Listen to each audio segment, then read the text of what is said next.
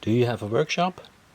And after every project you have this or that here left, all the nails and screws, and you don't know where and when to solder that in.